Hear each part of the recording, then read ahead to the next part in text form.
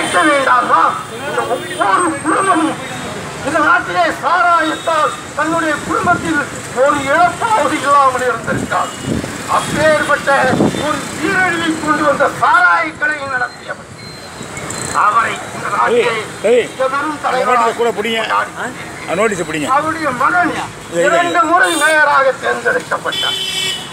என்னுடைய தகப்பனார் என்று சொல்ல மாட்டார், என்னுடைய தலைவர், கழகத்தின் தலைவர். அவருடைய தீராத ஆசை கூவம் நதித்தது. அந்த கூவத்தை சீரமைத்தேன் என்று சொன்னார். உண்மையிலே 2 ஆண்டு காலம் இந்த நாட்டிலே மேயராக இருந்த ஸ்டாலின் அவர்கள் சிங்கப்பூராக மாற்றுவேன் சென்னை மாநகரை என்று சொன்ன ஸ்டாலின் அவர்கள் நீர் கழிப்பதற்காக ஒரு இடத்தை உருவாக்கி கொடுத்தார் என்பதை சொல்ல முடியுமா? கொஞ்சம் யோசித்து பாருங்கள். இன்றைக்கு அவர்கள் தான் அரசியல் நடத்தி கொண்டு வருகிறார்கள். 50 ஆண்டு காலம் இந்த நாடு சீரழிந்து கொண்டிருக்கிறது. ஒரு மாற்றம் வேண்டாமா? மக்கள் மத்தியிலே ஒரு கோபம் வேண்டாமா? பணம் கொடுப்பதாக சொல்லுகிறார்கள், பணம் வாங்கிக் கொண்டு வாக்காளர்கள் வாக்கு போடுகிறார்கள், வாய்ப்பினை அளித்ததை மக்கள் தவறு செய்கிறார்கள் என்று உங்கள் மீதுதான் பழி போடுகிறார்கள்.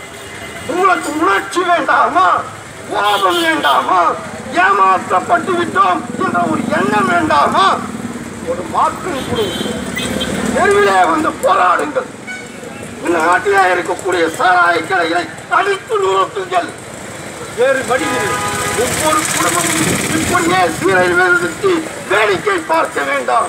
ஒரு மாற்றம் வேண்டும். அதனுடைய அடிப்படையிலே தான் இந்த நாட்டிலே நாங்கள் பைத்தியக்காரதனமாக நீங்கள் எல்லாம் நினைக்கிறீர்கள். பைத்தியக்காரன் நீங்கள் 4 பேர் போட்டிருக்கிறாங்களே, இவனுங்களுக்கு யாரு ஓட்டு போடுவாங்க? உண்மைதான். இந்த 4 பேர் எதற்காக நாங்கள் இப்படி பைத்தியக்காரதனமாக நாங்கள் வாக்குகள் கேட்கிறோம் தெரியுமா? எங்களுக்காக அல்ல, எங்களை கேவலமாக நீங்கள் நினைக்கிறீர்கள் என்பது எங்களுக்கு தெரியும். ஆனாலும் கூட இந்த தேர்தலை நாங்கள் சந்திக்கின்றோம். நீங்களெல்லாம் வாக்களித்து விடுவீர்கள் என்ற காரணத்திற்காக நாங்கள் வேட்பாளராக போடவில்லை.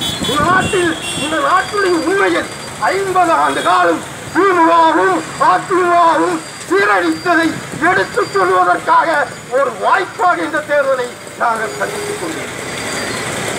எங்களுக்கு நீங்கள் வாக்களிக்க வேண்டாம், ஆனால் நீங்கள் ஏமாற்றப்பட்டதை உண்மையிலே உணரும்.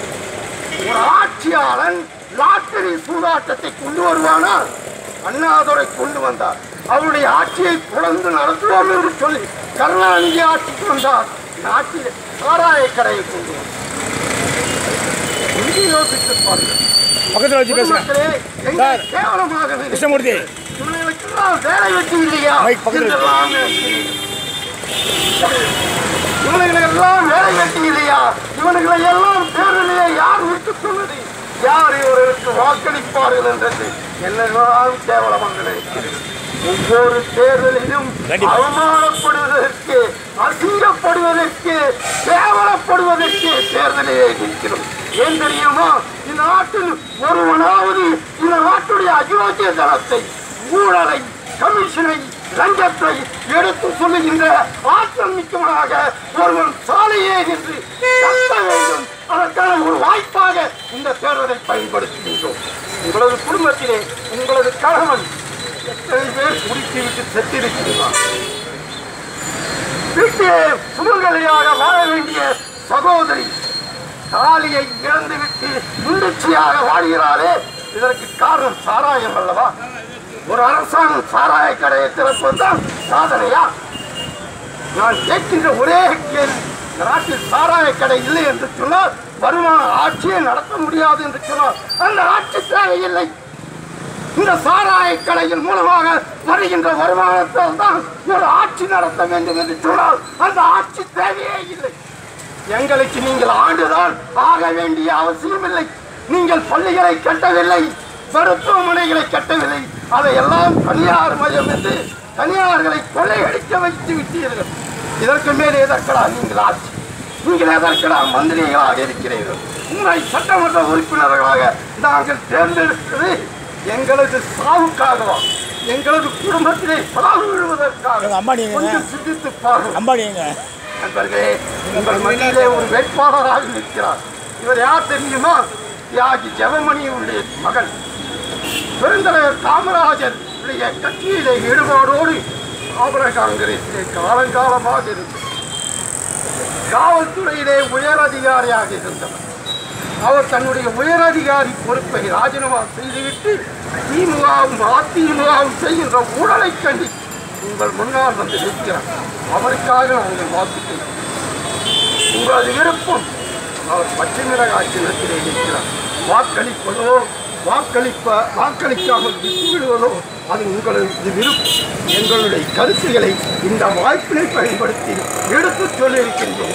உங்கள் மத்தியிலே தனக்கு வாக்களிக்குமாறு வேட்பாளரே நேரடியாக கேட்பார் என்று வாய்ப்பினை அளித்தவர்களுக்கு நன்றி கூறி விடைபெறுகின்றேன்.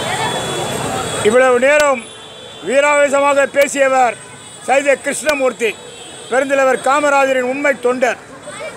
இவரிடம் ஒரு திமுக காரனும் அதிமுக காரனும் நேரடியாக நின்று வாதம் செய்ய முடியாது. அவர் இந்த பச்சை மிளகாய் சின்னத்திற்காக வாக்களிக்க இந்த தொகுதிக்கு வந்து எனக்கு ஆதரவாக பிரச்சாரம் செய்ததற்காக மிக்க நன்றி நன்றி நன்றி. ஜெய் ஹிந்த்.